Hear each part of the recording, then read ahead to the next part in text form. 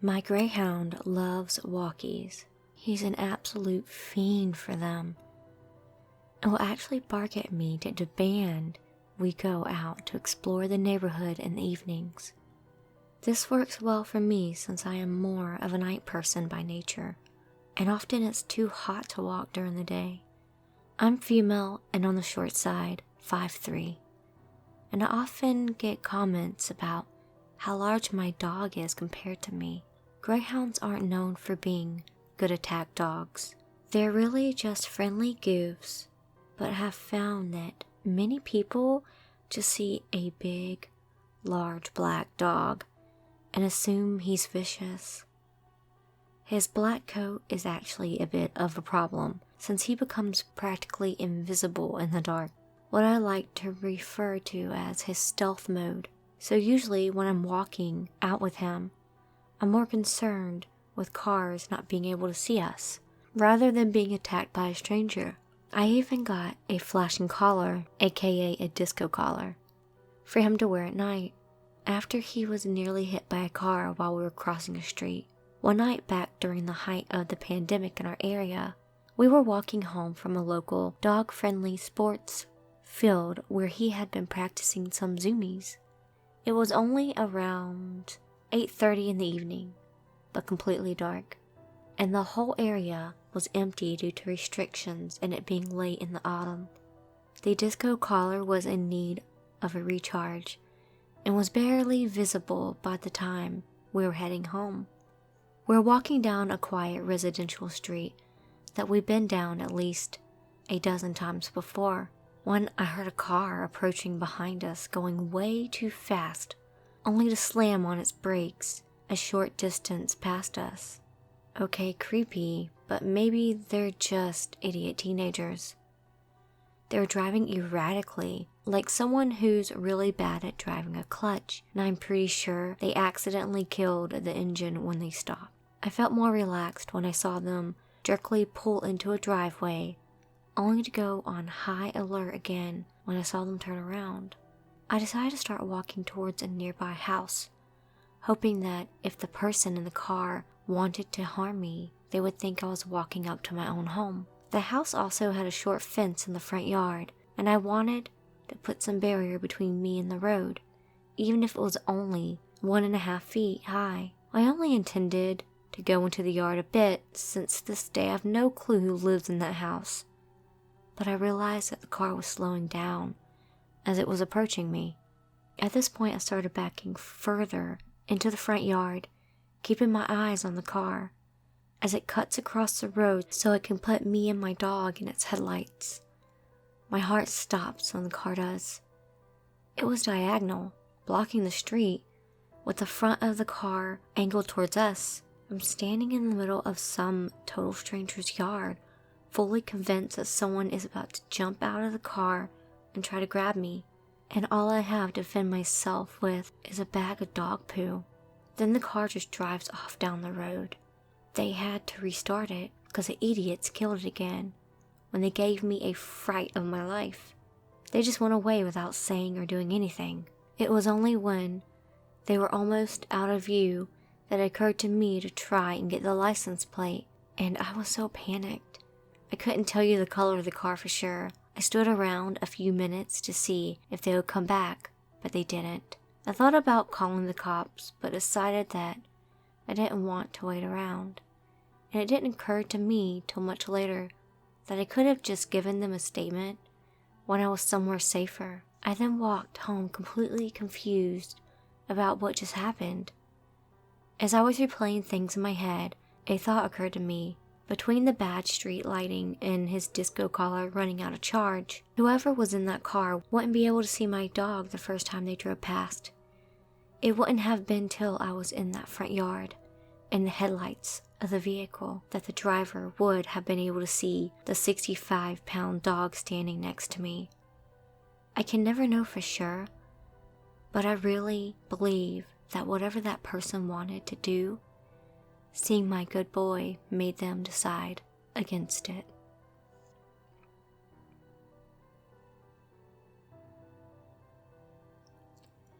Hey guys, So me and my girlfriend were reminiscing about an old Halloween's pre-pandemic, and it reminded me of Halloween 2018. I thought it was a story worth telling, so here it goes. So, I live in the UK, and relatively near where I live is an old mental asylum. It's been abandoned and run down for a good few years now. It's patrolled by an old dude with a big dog who apparently owns or caretakes the land, although he's only usually there during the day and at night goes home, unsurprisingly. The asylum was featured on the episode of Most Haunted a good few years back, which makes the place ripe for attention from the locals in the twilight hours once a patrolling dude has gone. I'd only been a few times prior to this. It was usually relatively busy, but usually infested with thrill-seeking teenagers and a few potheads looking for a quiet place to get stoned without hassle from local bobbies. Occasionally you would get a few groups of chavs, British slang for teenage troublemakers, to summarize without derailing the story, trying to start fights, but you were usually okay in a group. Anyways, and I think 2018, me and a group of friends and my girlfriend decided to go on Halloween night for some ghost hunting. We ended up going way later than intended, so it was actually November 1st. About 2 a.m. by the time we arrived. But hey, no biggie, we dodged the crowds. There were 5 of us. Myself, my girlfriend, who I will call K, and my friend A, his girlfriend M, and his other friend D. There's a small section of tree line you need to follow to get to the entrance. So we started heading through that when we see a bunch of guys walking over. D starts stressing, thinking it's the police, because it is technically trespassing. But me and A started reassuring him it's fine. One of the dudes shouted something like, "Security, stay where you are." Sounded like a Birmingham accent, maybe Cannock or Pulverhampton, but definitely Midlandish. So not really very local to us, but that doesn't really mean anything necessarily.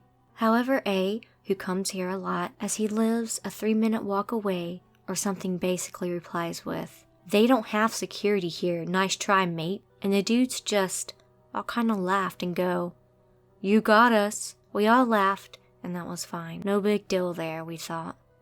We go around exploring, but Kay tells me that after we went past those 3 guys, they turned off their torches. The place is like insanely dark, so this is odd in itself. And she feels as though we are being followed.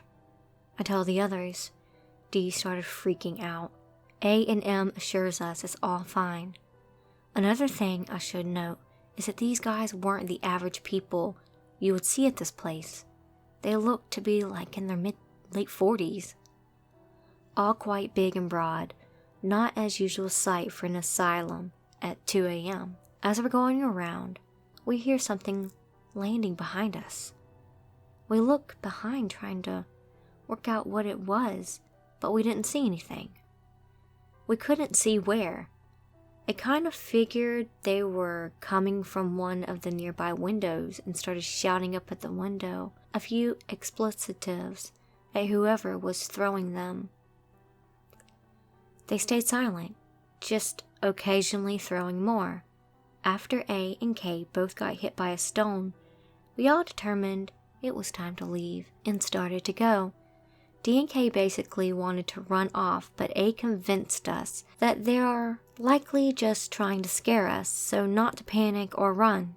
So we casually walked off, shouting a few explicitives as more stones got hurled our way. We managed to get around the rest of the asylum without much hassle, had a gander around. We were heading back towards the car via a different route across a field near the edge where there was another window. I told the guys that I thought I saw someone coming out of the little door at the bottom. A shined his torch over, and sure enough, it's the same 3 guys from earlier. No torches on, seemingly coming from the route we had just taken. Almost as if they had been following us. Just to elaborate, as we were entering initially, they were heading towards one of the exits, so it seemed as though they were leaving when we arrived. And then when we put two and two together and concluded they were likely the ones lobbing stones at us, as the projectiles came from a window to a building we had just been in. We walked back along the field, and the dudes followed, but slowly, as if they were trying to catch us. It was no biggie. By the time we got to our car, they were way out of sight. I don't think these dudes intended any harm for us, other than the occasional donk by a stone. They were likely just trying to scare us. Either way, me and M both felt very on edge. K and D were panicking and stressing the whole way around. Those two were terrified. A seemed quite calm about the whole thing, if not a bit annoyed. But it was definitely something that creeped me out, and something that kept us talking for the night.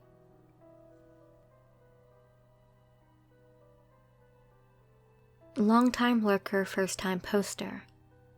Just a heads up, this absolutely terrified me at the time. Now I laugh thinking about it. After 5 or 6 years ago, all my neighborhood friends would hang out, about 11, maybe 12 of us, on a good day. We spent every minute of every day together. This day in the summer wasn't anything unusual.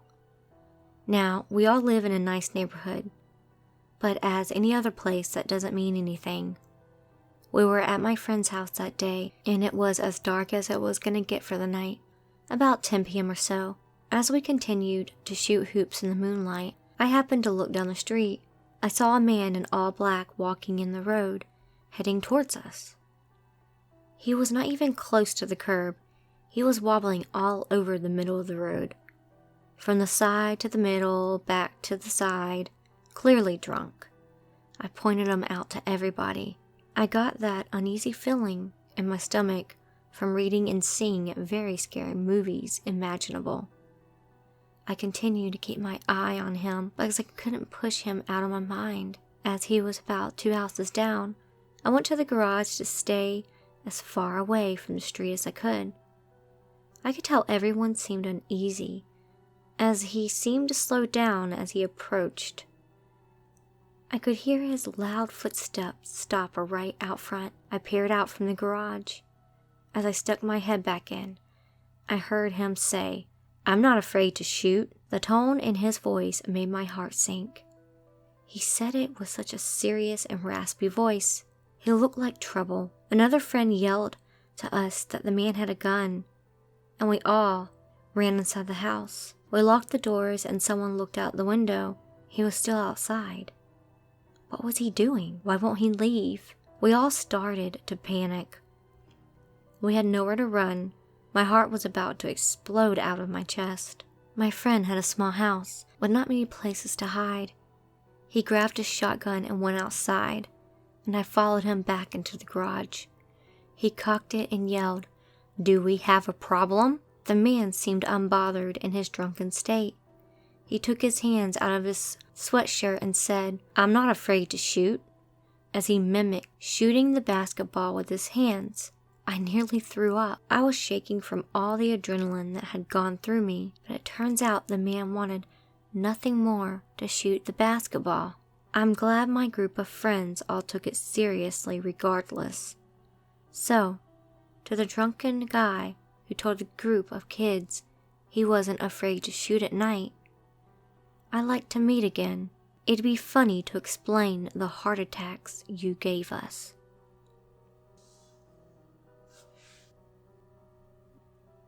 In high school, I had a stalker. Here's the story. I'll try to keep it concise, but there's a lot of information for sure. I was 16, and we met on Facebook. He went to a school nearby, and we decided to meet up for a movie. We had a great time together, ended up dating. First time he came to my parents' house, he had an ankle monitor on for house arrest, and wouldn't tell anybody why. Red flag 1, and since he was a minor, we couldn't find out. My parents obviously didn't allow us to hang out, so we hung out at his house or around town at the YMCA camp. I was rebellious and naive. Things started to get weird when I noticed his family was pretty odd.